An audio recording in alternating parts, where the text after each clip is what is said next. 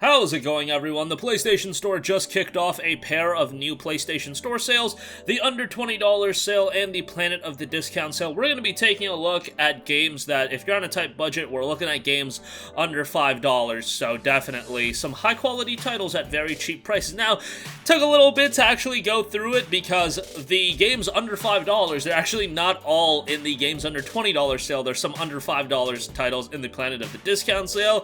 For future note, I don't know if anybody from PlayStation is watching or somebody that can get an ear of whoever handles these things, but I think it would be more effective if you have a games under $20 sale to keep all the under $20 sale stuff in there and the under $20 titles in there, and then Planet of the Discounts can be everything else.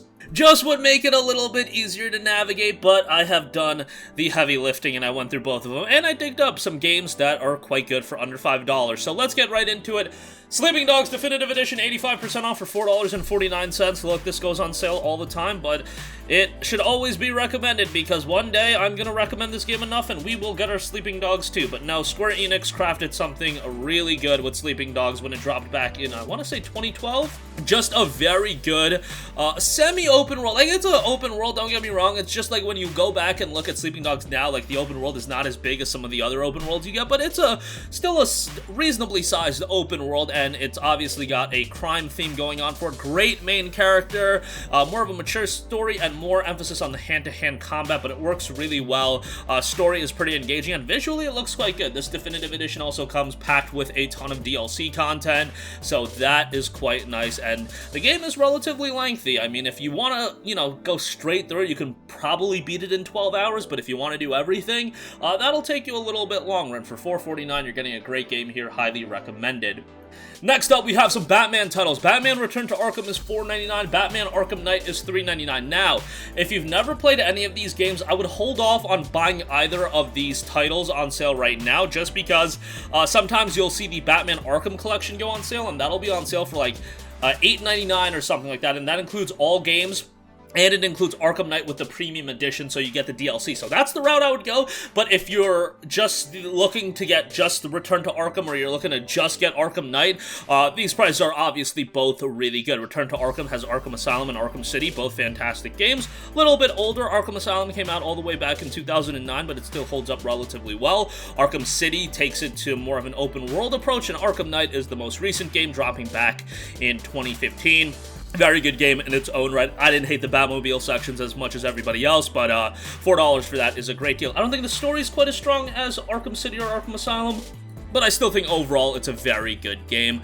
All those titles are well worth checking out. Next up, again, another open world game here, Saints Row 4 Re-Elected, 80% off for $3.99. Look, if you're looking for a no-nonsense open world title that's a little bit over the top, a little bit zany, a little bit wacky, Saints Row 4 is going to be right up your alley. For everybody, it's probably not what you're looking for. The wackiness might be a little bit of a turn-off to some people, but if you just want to, kind of disconnect from reality and get into a world that, isn't to be taken too seriously, I feel like Saints Row 4 offers that. I often compare the style of game that Saints Row is to Just Cause. Just Cause has a bit of a more serious tone, however, those are games that are no-nonsense. You just get in, have a good time.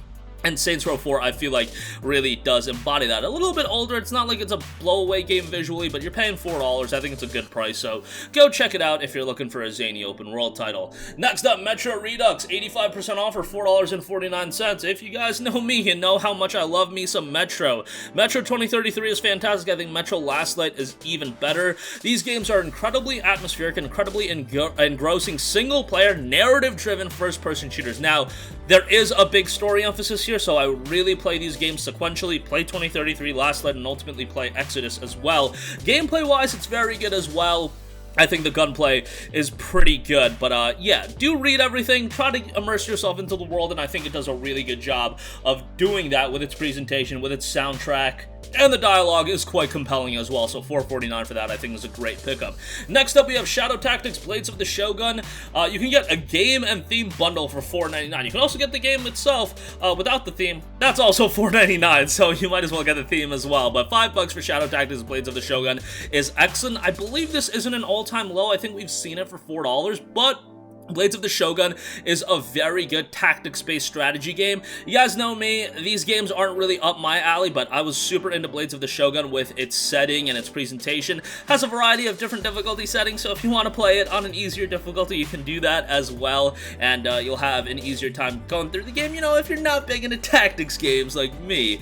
But yeah, I thought this one was great. Again, I love that Japan setting, so it was always going to be a setting that was going to be right up my alley. That Edo period in Japan is something that I can always get behind, and if you can as well, you're probably gonna really enjoy it. There was a standalone expansion that was released recently as well, Aiko's Choice. Unfortunately, currently that is only available for PC, so hopefully it makes a PlayStation transition sooner rather than later, but the base game for $5 with that theme, not a bad pickup at all. Next up, here's a game that doesn't get too much buzz, and that is State of Mind. It is 90% off for $1.99. I remember talking about this game on the channel years ago when it was initially coming out, and I remember I was like pretty absorbed by the game's presentation. It has a really trippy look to it, very unique instead of in terms of an art style, and I know that not everybody is gonna dig the art style, but right away that caught my attention. It's a futuristic game that tackles a lot of interesting themes. If you want something that's more story driven and you can get behind the visual style, I think that'll carry the game quite a bit.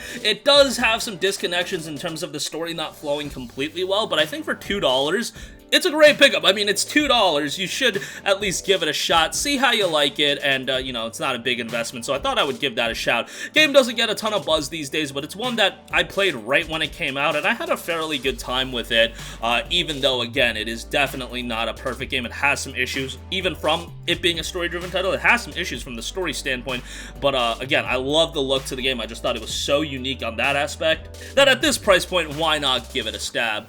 Next up, we have Injustice 2, 85% off for $2.99. Now, obviously, with a game like this, you would want to pick up the Legendary Edition. The Legendary Edition is always going to be quite a bit more expensive, but it does have a bunch of additional content. The base game for $3 is still a really good deal. Now, you guys know me, I'm not a huge fighting game fan these days in terms of getting, you know, technically nuanced and getting super into fighting games. That kind of ended 2010, 2011 for me, but I had a fun time with Injustice 2, and it's not even like I'm a big DC guy or anything like that, but obviously they are notable characters, so I can get into it, have a couple friends over, you know, pass the controller around, have a good time with that. But yeah, if you're looking for an enjoyable fighting game, $3 for Injustice 2 is quite good. And lastly, I do want to give a shout to This War of Mine, 80% off for $3.99. A game by 11-Bit Studios, who have become this studio that makes games that are very dark and honestly make you feel not too great from an emotional standpoint. They tackle some dark topics, and This War of Mine falls in line. They also did Frostpunk, which follows a similar premise in terms of you have to make a lot of harsh decisions where people are going to suffer, and it's more of a realistic game that is set in a wartime, but it's not like you're this overpowered character and it's easy to get from point A to point B and make it and progress through the game. No, it's putting you in the shoes of something that's a little bit darker, a little bit bleaker, but that's kind of the engaging element of the 11-Bit Studio titles, where it does take this more realistic approach, and this one does include the expansion as well, and $4 is a great price. But maybe if you didn't have the greatest day in the world, This War of Mine nor Frostpunk would be like the first title I'd jump into, but $4 for it I think is pretty good. But that's gonna do it for me. Again, all these games priced under $5, so go check them out. Again, Sleeping Dogs going to be a game that I always recommend. Hopefully, a lot of you guys have picked that up at some point. Metro Redux, great price on that. Two great first-person shooters. Batman Return to Arkham, obviously a great pickup. Arkham Knight as well. But that's going to do it for me. Sound off with all of your thoughts in the comment section down below. Thank you for watching, and goodbye. Hey guys, we hope you enjoyed the video, and if you did, make sure to hit the subscribe button, and if you're already subscribed, do us a favor and hit the bell icon. This way you'll be notified whenever we post a new video. That's the best way to keep up with all of our uploads, and we usually try to upload 2 videos a day. And with the bell icon hit, you'll be notified whenever we do upload a video. As always, thanks for watching.